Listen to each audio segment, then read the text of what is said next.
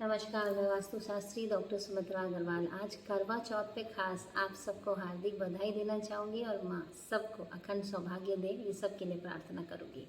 सबसे पहली बात, करवा चौथ का नाम करवा चौथ ही क्यों पड़ा? सबसे पहले करवा इसलिए क्योंकि करवा नाम की पतिव्रता स्त्री थी जो अपने पति को बहुत बहुत प्रेम भी करती थी और उनके प्रति बहुत समर्पित थी। उनके पति एक दिन नदी में नहाने जाते हैं और मगरमच्छ ने उनका पैर पकड़ लिया। वो करवा करवा कहकर चिल्लाते हैं। जब करवा आती है तो देखती है ये तो मगरमच्छ उनके पति को निगलने ही वाला है। तब उन्होंने अपने सतीत्व से एक सूतली जैसी पतली डोर से पूरे मगरमच्छ को बांध दिया। मगरमच्छ को बांधने के बाद उन्होंने यम से अपने पति के प्राण वापस लाए। हमें से काफ़ी लोग सावित्री और सत्यवान के बारे में तो जानते हैं कि वो कालजयी थी। अपने पति के लिए उन्होंने काल को जीता था। एक और कथा की बात अगर करूं तो जब हम ये पूजा करते हैं ना करवा चौथ की, तो शाम को एक कथा सुनते हैं। ये कथा किसकी है? ये इंद्रप्रस्थपुर वेद शर्मा ब्राह्मण जो थे उनकी एक पुत्री थी, उसका नाम था वीरावती। तो वीरावती के 7 भाई थे। उसका विवाह हो जाता है तो पहले वर्ष जब वो करवा चौथ करती है तो उससे तो भूखे रहा नहीं जाता है। वो बेचारी भूख से कलपने लगती है। तो भाइयों को अपनी बहन पर दया आती है, तो वो सोचते कुछ तो उपाय करना पड़ेगा, बिना चांद देखे बहन तो खाएगी नहीं।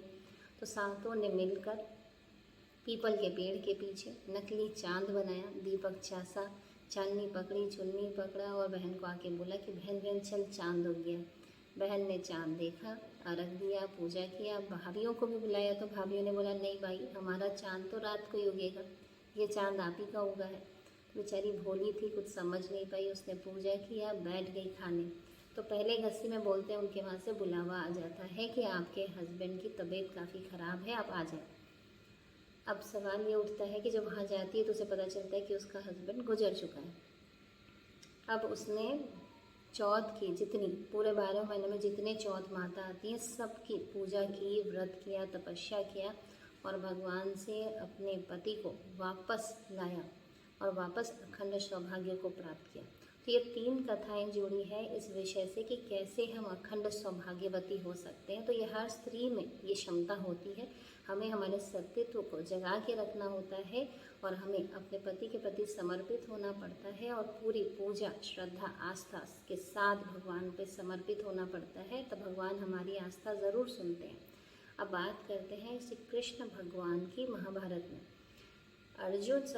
अर्जुन चाहते थे कि युद्ध में वो जीते, तो अर्जुन नीलगिरी हिल पर चले जाते हैं तपस्या करने। तो पांडवों की समस्या काफ़ी विकट हो जाती है, कौरवों से वो काफ़ी पीड़ित होने लग जाते हैं। तो द्रौपदी परेशान होती है, वो श्री कृष्ण से पूछती है कि इसका उपाय क्या है। श्री कृष्ण ने तब उसे बताया कि तुम ये चौथ का व्रत करो, कार्तिक चौथ का। तब उन्होंने इस व्रत को किया। अब बात आती है कि अगर करवा क्यों यूज़ किया जाता है। करवा एक्चुअली समझते हैं अगर तो ये एक कंटेनर है ना। तो ये करवा चौथ जब आता है इस टाइम हार्वेस्टिंग का सीज़न रहता है। हार्वेस्टिंग मतलब फसल काटने का। तो बड़े बड़े कंटेनर हुआ करते थे पहले, जिसमें जो फसल काटी जाती थी उसको स्टोर किया जाता था। तो ये उसी का सिंबॉलिक है करवा, जिसको हम आज के डेट में यूज़ करते हैं करवा चौथ में।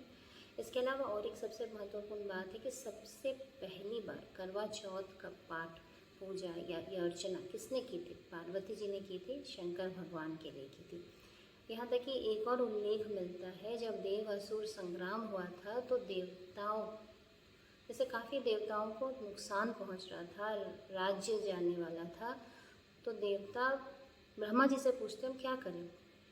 तब ब्रह्मा जी ने उनको बताया कि आपकी जितनी भी पत्नियां हैं, आप सबकी पत्नियां, उन सबको मिलकर संगठित होकर एक साथ चौथ का व्रत करना पड़ेगा और माँ की कृपा से आप विजयी भी होंगे और आयु की भी रक्षा होगी।